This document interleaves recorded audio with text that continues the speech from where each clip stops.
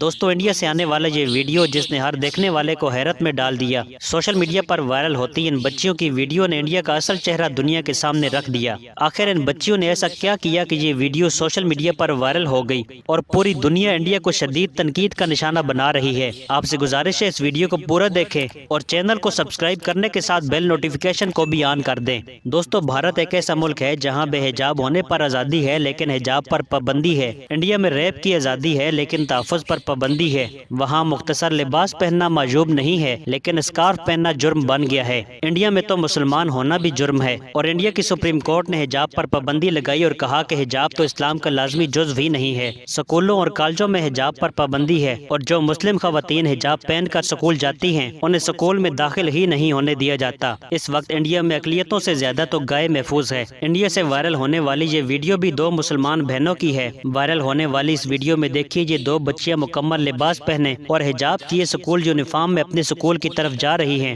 یہ بچیاں جیسے ہی اپنے سکول کے قریب پہنچتی ہیں تو سکول میں داخل ہونے سے پہلے خود کو بے لباس کرتی ہیں اور اپنا حجاب اتار دیتی ہیں، کیونکہ انڈیا کے سکولوں میں بچیوں کو مکمل کپڑے پہننے کی اجازت نہیں ہے۔ یہ ویڈیو جیسے ہی سوشل میڈیا پر وائرل ہوئی تو صارفین انڈیا کے خلاف شدید غصے کا اظہار کرتے نظر آئے۔ انڈیا میں حجاب پر پابندی کے خلاف آپ کیا کہنا چاہیں گے؟ کمنٹ میں اپنی رائے ضرور دیجیے گا۔